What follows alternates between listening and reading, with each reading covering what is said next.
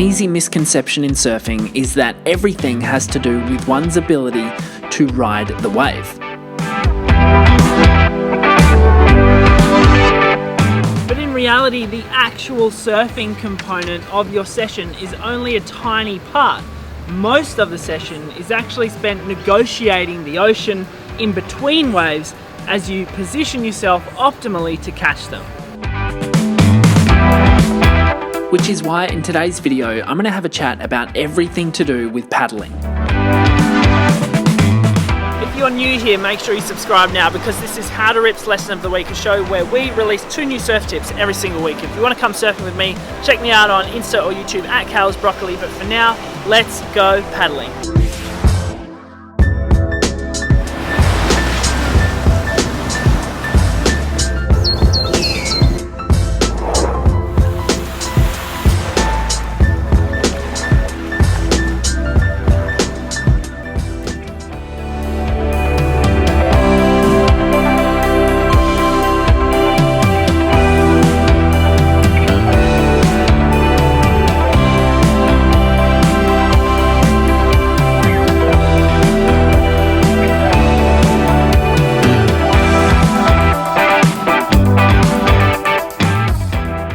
I was doing some one-on-one coaching here in Sydney this week, and one thing that was coming up a lot was paddling. The surfers I was working with didn't have enough strength or technique in order to maximise their sessions.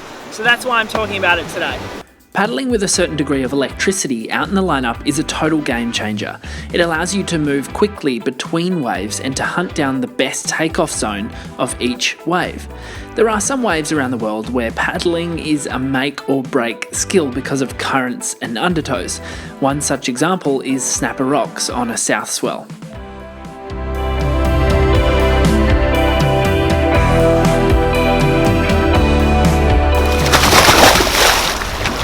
Another example is in big surf. Inevitably, when there is more energy and motion in the ocean, it's going to require more energy from you in order to overcome it. And that's really what paddling enables us to do. It enables us to really take authority over our position in the lineup. If you ever get a chance to surf with professional surfers, please do, because you'll notice they do this particularly well. They paddle really, really fast, and it enables them to catch more waves than anyone else. In fact, you'll find that surfers who have been in the sport for a long time can actually spot ability just by watching someone paddle. They can actually estimate what someone will bring to the table on the wave just by watching them and how they paddle.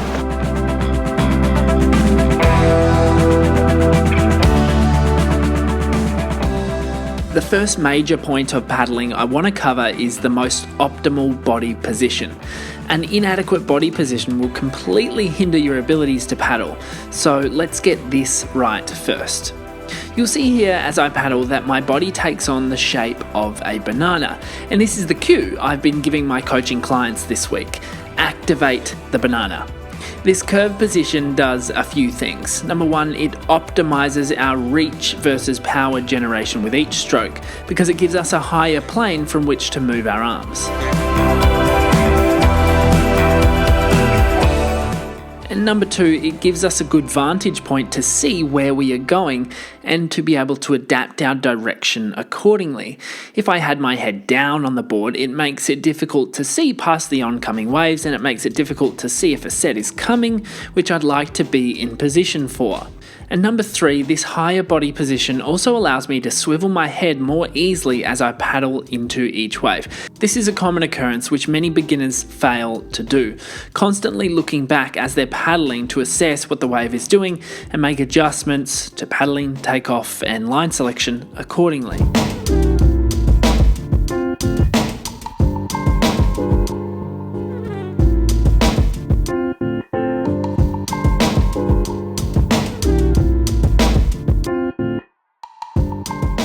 And finally, number four, it also protects my neck from the shearing force of gravity. That last point is particularly relevant for me because I paddled incorrectly for such a long time. I actually put pressure on my spinal cord and did some damage. If your banana shape is crooked and jagged, then you're not going to be paddling optimally, and you're going to be putting pressure on your spine, and that's not a good thing when we want the nervous system to be firing correctly. And hey look guys, I know there's a lot of talk about crooked and jagged and stiff bananas right now, and I know this could be taken a bunch of different ways, so let's just calm down lads and just move on like mature professionals. Let's push on. Onwards and upwards with the banana. Shit, it's getting worse. It's important to get your banana nice and smooth. I don't want to say it, but a smooth banana is a good banana. This shape comes with the activation of the correct musculature of the back and definitely comes easier for those who have been surfing since they were young. According to my knowledge, it is mostly, not wholly, but mostly, the erector spinae muscles which enable you to make this shape. As such, these muscles need to be trained in order to strengthen your postural endurance in this position.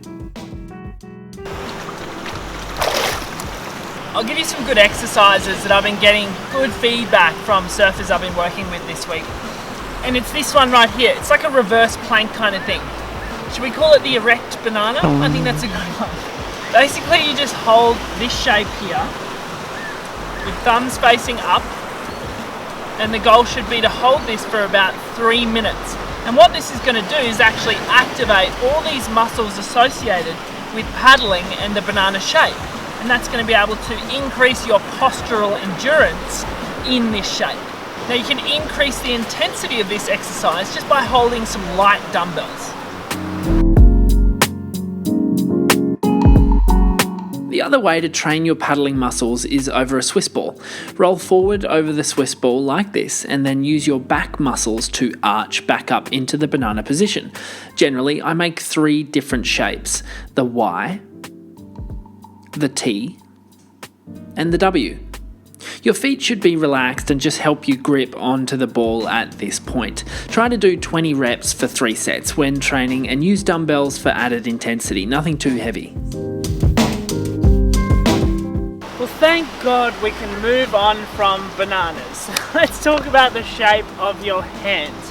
There's always a lot of talk about whether you should cup your hands or whether they should stay open. So let's break it down now. I like to paddle with loosely cupped hands. I think this creates a vortex swirling movement of the water which generates forward momentum most effectively. This, coupled with long, powerful strokes where the arm enters the water up until just underneath the elbows, offers, I think, the most effective paddling strategy.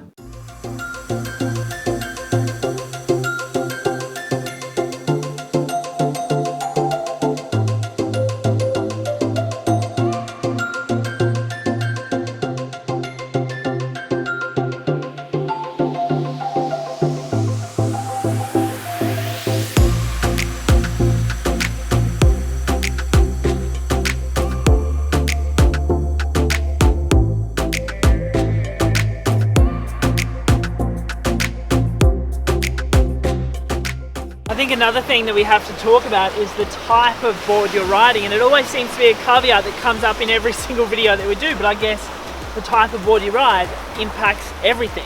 Now, generally speaking, paddling on a longer board is going to be easier, especially when it's flat water. However, when there are waves present, it can be a better idea and a little bit easier on a short board like that.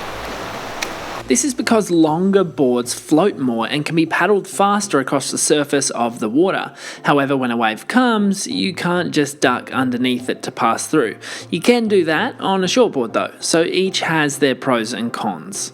Catching smaller, softer waves is easier on a longboard because they offer more buoyancy. However, in steep, critical waves, a shortboard is more desirable because it offers more control.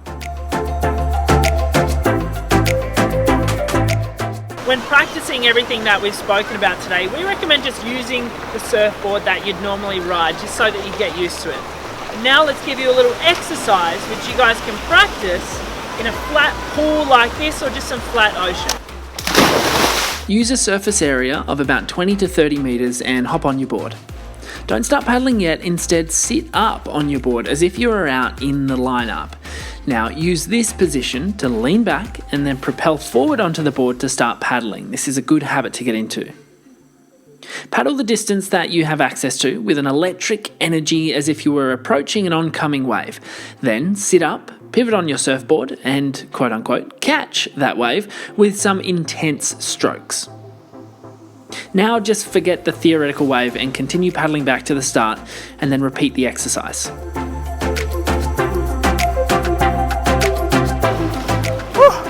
Guys, I'm worn out. If you enjoyed this video, make sure you subscribe to the channel. Let me know in the comments below what else you want to see on the show, and don't forget to come and check out me on Instagram or YouTube at Kale's Broccoli.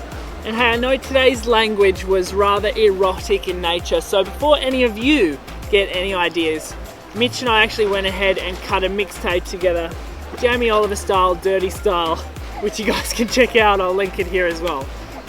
I'll see you soon.